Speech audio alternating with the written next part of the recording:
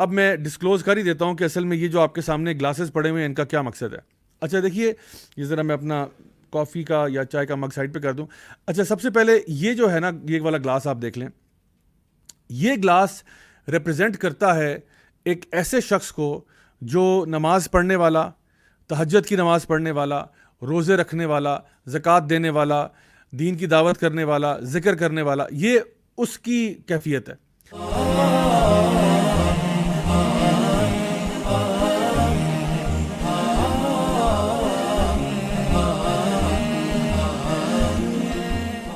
اور یہ ایک حدیث ہے صحیح مسلم کی, جو کہ میں آپ کے سامنے ڈیمونسٹریٹ کرنا چاہتا ہوں پریکٹیکلی, تاکہ آپ کو نظر آئے کہ ایکچولی قیامت کے دن کیا ہوگا.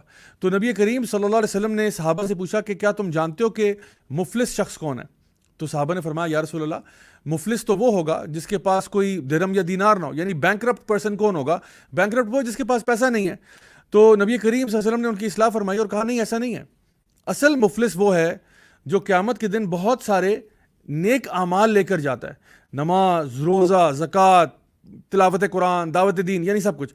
پھر کیا ہوگا کہ اس نے کچھ لوگوں کا دل دکھایا ہوا ہے. ٹھیک ہے, اب یہ سارے 5 جو آپ کو لوگ نظر آ رہے ہیں ان کے دل دکھے ہوئے ہیں. تو یہ جو آپ کو کلرفل بیڈز نظر آ رہے ہیں, یہ سمجھیں کہ لوگوں کی نیکیاں ہیں, اور اس بندے کی نیکیاں, کیونکہ یہ نیکیوں سے بھرا ہوا انسان ہے, نماز, روزہ, حج, زکوٰۃ سب کچھ چل رہا ہے اس کا. اور یہ کچھ اور لوگ ہیں آپ کے سامنے جنہوں نے کچھ نیکیاں کی ہوئی ہیں. اور پھر یہ جو 2 لوگ آپ کو نظر آ رہے ہیں, یہ وہ ہیں جن کے گناہ بھرے ہوئے ہیں, یعنی نیکیاں ان کی نہ ہونے کے برابر ہیں, لیکن گناہ انہوں نے بہت کیے ہیں. لیکن اس شخص نے ان ساروں کو گالیاں نکالی ہوئی ہیں. اللہ اکبر. اس شخص نے, حالانکہ یہ نماز پڑھنے والا ہے, تہجد پڑھنے والا ہے, ذکر کرنے والا, تلاوت کرنے والا, دعوت دین کرنے والا, لیکن زبان کا بہت تیز, گالیاں نکالنے والا, لوگوں کو انسلٹ کرنے والا, لوگوں کو مارنے پیٹنے والا. اب قیامت کے دن کیا ہوگا؟ قیامت کے دن کرنسی اور کوئی نہیں ہے. قیامت کے دن نہ ڈالر ہے, نہ پاؤنڈ ہے, نہ روپیہ ہے, کچھ نہیں ہے.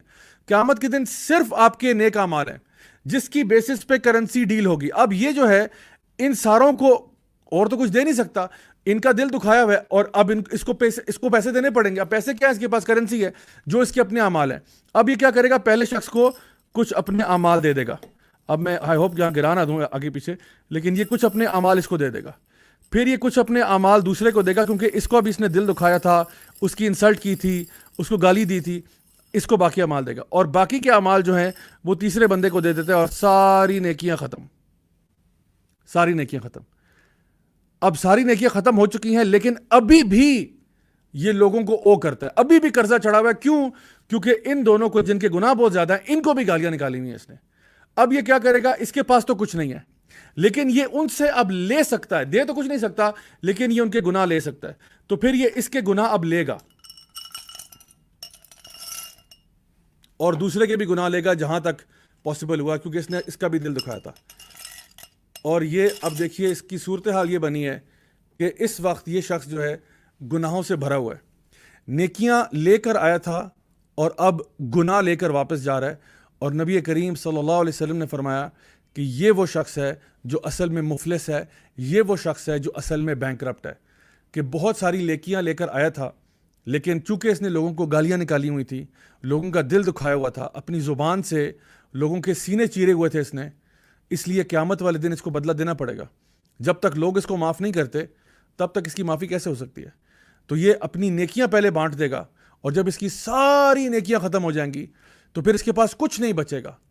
اور جب کچھ نہیں بچے گا تو اس کو مجبوراً دوسروں کے گناہ لینے پڑیں گے. کسی کا, یعنی جو بھی لوگوں کی, کوئی بے نماز تھا اس کا یہ گناہ لینا پڑے گا, کسی نے روزے چھوڑے ہوئے تھے وہ لینے پڑیں گے اس کو, یعنی مختلف قسم کے جو لوگوں نے گناہ کیے ہیں وہ اب اس کو لینے پڑیں گے. اور پھر یہ نبی کریم صلی اللہ علیہ وسلم نے فرمایا کہ پھر یہ جہنم میں چلا جائے گا, یہ شخص جہنم میں دھکیل دیا جائے گا. اللہ اکبر.